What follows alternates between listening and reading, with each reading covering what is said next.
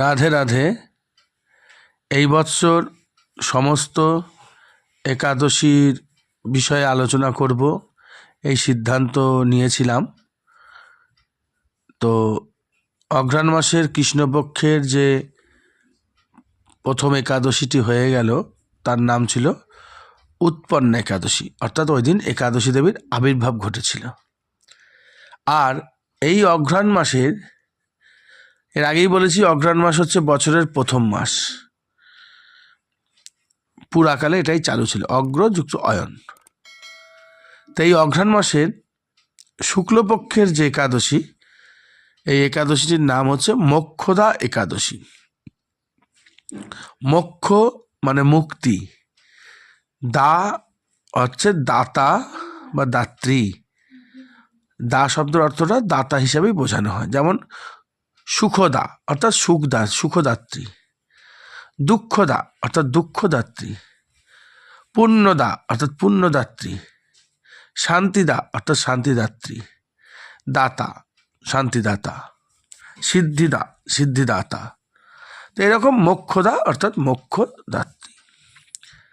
তাই মোক্ষদা, এই একাদশীটিকে বলা হয় মোক্ষদা একাদশী। শুক্লপক্ষের, অঘ্রাণ মাসের শুক্লপক্ষের একাদশী, মোক্ষদা একাদশী। এইবার এখানে একটা মজার ব্যাপার আছে। এই একাদশীটা পালন করলে মোক্ষ প্রাপ্তি হয়, এটা যেমন রয়েছে, এর সঙ্গে আরেকটি চরম জিনিস রয়েছে। এই একাদশীর দিন কুরুক্ষেত্রের মাঠে ভগবান শ্রীকৃষ্ণের সঙ্গে অর্জুনের যে কথোপকথন হয়েছিল, যেটিকে আমরা শ্রীমদ্ ভগবদ গীতা হিসাবে জানি। অর্থাৎ গীতা গ্রন্থের জন্মতিথি, অর্থাৎ শ্রীমদ্ ভগবদ গীতা জয়ন্তী। এই অঘ্রাণ মাসের শুক্লপক্ষের একাদশী হচ্ছে গীতা জয়ন্তীর দিন। এই দিন কুরুক্ষেত্রের মাঠে ভগবান শ্রীকৃষ্ণ অর্জুনকে গীতা উপদেশ দিয়েছিলেন। গীতা সম্বন্ধে একটু কথা আমরা আলোচনা করি। গীতার মধ্যে 700টি শ্লোক আছে, 18খানা অধ্যায় আছে, এবং গীতাতে মোট 4 জনের বক্তব্য আছে। একজন প্রথম বক্তব্য রেখেছিলেন, সেটি হচ্ছে অন্ধ ধৃতরাষ্ট্র। এই ধৃতরাষ্ট্র একটি কথায় শ্লোক বলেছিলেন, ধর্মক্ষেত্রে কুরুক্ষেত্রে সমবেতা যুধুৎসব মামকা পাণ্ডবস্যৈব কিম অকুর্বত সঞ্জয়। ব্যাস। তারপর সঞ্জয় যে মাঝে মাঝে যে শ্লোকগুলো বলেছিলেন তার সংখ্যা হচ্ছে 40টি। আর ভগবান শ্রীকৃষ্ণকে অর্জুন যে প্রশ্ন করতেন আলোচনা সাপেক্ষে, সেই সংখ্যা হচ্ছে 85টি। আর ভগবান শ্রীকৃষ্ণ অর্জুনকে যে বুঝিয়েছিলেন সেই সংখ্যা হচ্ছে 574টি। এবার এই গীতা শব্দের অর্থ হচ্ছে গীত করিয়া ত্রাণ লাভ, অর্থাৎ মুক্তি পাওয়া যায়, মোক্ষ প্রাপ্তি হয়। এবং গীতার 18 নম্বর অধ্যায়টির নামই হচ্ছে মোক্ষ যোগ। এবং গীতা পাঠ করলে সবাই যে যেটা চাইবে সে সেটা পাবে, কিন্তু মূল উদ্দেশ্য হচ্ছে নিষ্কাম হওয়ার যে উপদেশটা ভগবান দিয়েছিলেন, যে নিষ্কামভাবে কর্ম করলে, ঈশ্বরের মুখাপেক্ষী হয়ে থাকলে যে মোক্ষ প্রাপ্তি হয়। সর্বধর্মান পরিত্যাজ্য মামেক শরণং ভজ অহং ত্বং সর্ব পাপেভ্য মোক্ষেষু চিমাশুচ। অর্থাৎ এইটি মোক্ষদাত্রী, গীতা হচ্ছে মোক্ষদাত্রী। তাহলে একাদশীটিও হচ্ছে মোক্ষদাত্রী, এবং ওই তিথিতে যে ভগবদ গীতা যে মানব কল্যাণের জন্য পাওয়া হলো সেটিও হচ্ছে মোক্ষদাত্রী। এটাই হচ্ছে মজার ব্যাপার। দুটো জিনিসই, দুটো মানে একাদশীও মোক্ষদা, আবার গীতাও হচ্ছে মোক্ষদা। গীতাকে উপনিষদও বলা হয়, গীত উপনিষদ। তো সর্বশাস্ত্রের সারভূতা, বাংময়ী মূর্তির অর্থাৎ বাগদেবী, স্বয়ং বাক্যময়ী দেবী, তিনি হচ্ছেন গীতা।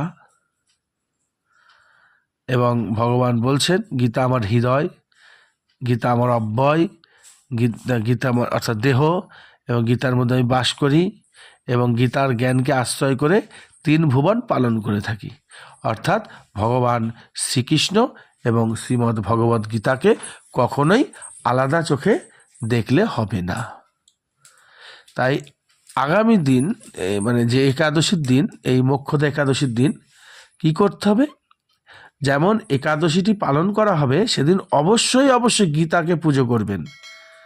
একটি গীতা, তাকে তুলসীপত্র চন্দনাদি দিয়ে ফুলের মালা টালা দিয়ে ধূপ প্রদীপ দিয়ে একটু অর্চনা করবেন।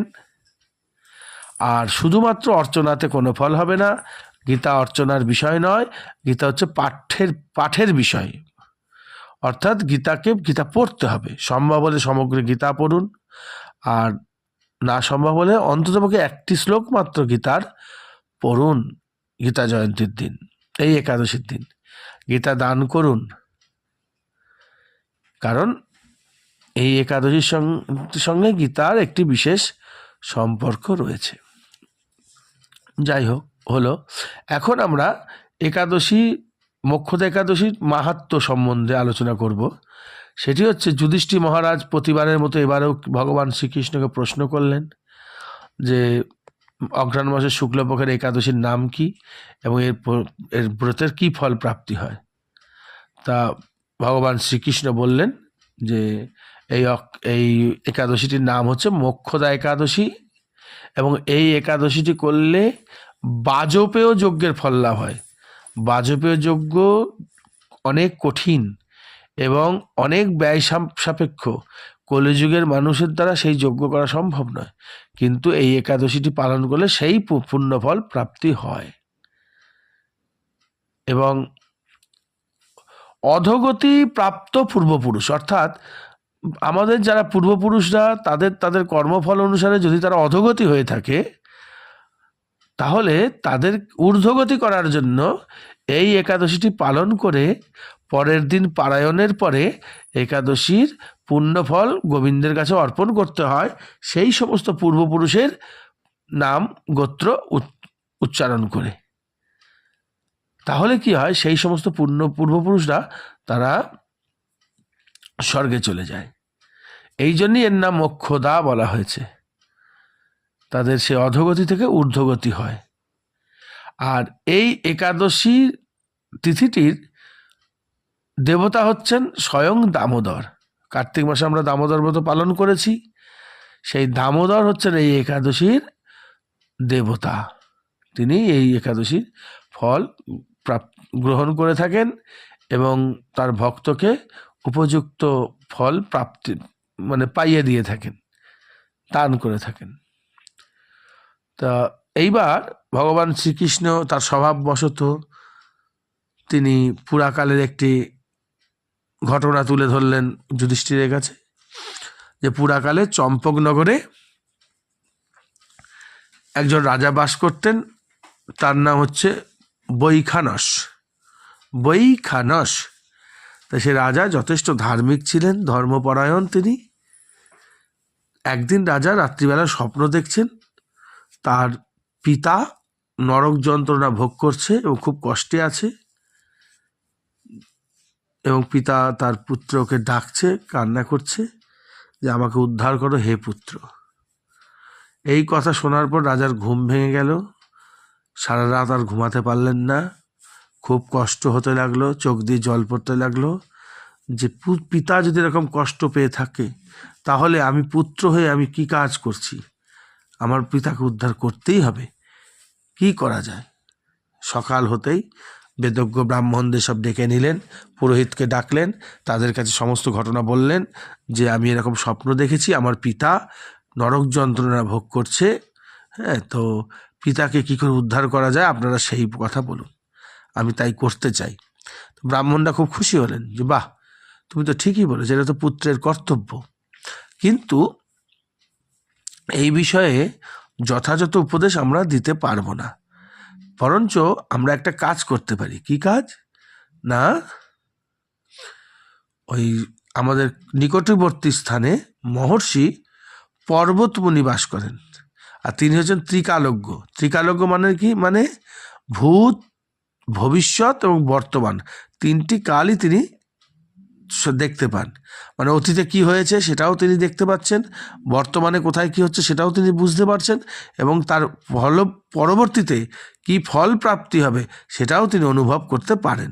তাই ত্রিকালজ্ঞ ঋষি মুনি, পর্বত মুনি, আমরা তার কাছে যাই। তাহলে বাবার নরকগতির কারণটাও আমরা জানতে পারবো, বর্তমানে পিতা কি করছেন সেটাও জানতে পারবেন, এবং তার কিভাবে উদ্ধার হবে সেটাও তিনি তার কাছে আমরা জানতে পারবো। কথা শুনে তো রাজামশাই বৈখানস সঙ্গে সঙ্গে ব্রাহ্মণদের নিয়ে সেই মুনির কাছে কি উপস্থিত হলেন। মুনি রাজাকে যথেষ্ট সম্মান করে বসতে টসতে দিলেন, রাজামশাইও প্রণাম করলেন, এবং মুনি জিজ্ঞাসা করলেন আপনার আগমনের হেতু কি, মানে আপনি কেন শুধু শুধু তো আসেননি, কোনো কারণে এসেছেন, কি জন্য এসেছেন বলুন। তখন রাজা বিষয়টা খুলে বলল। তাই শুনে মুনি বলেন, হ্যাঁ, আপনার পিতা তার কর্মজীবনের কিছু ভুল ত্রুটির জন্য নরক ভোগ করছে।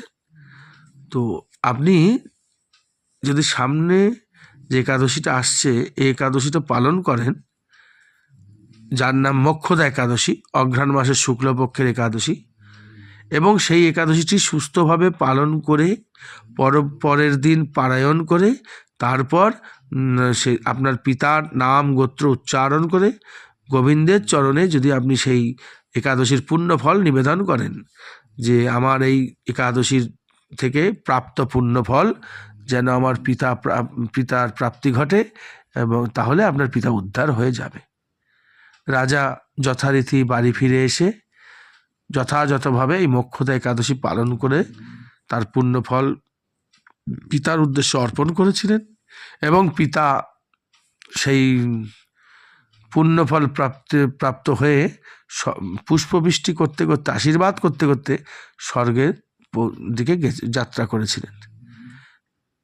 তো এর ফলে কি হলো, ওই যে পিতার আশীর্বাদ এবং পিতার জন্য পুত্রের এই যে কাজ, এই সমস্ত কারণের জন্য ভগবান ওই রাজাকেও আশীর্বাদ করেছিলেন, হে রাজন, তুমি যা কর্ম করেছো এর জন্য তুমি বাজপেয় ফলপ্রাপ্ত, তোমার বাজপেয় যজ্ঞের ফলপ্রাপ্তি তোমার ঘটবে।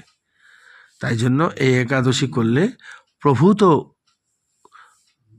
মানে পুণ্য লাভ হয় এবং পাপ কেটে যায়।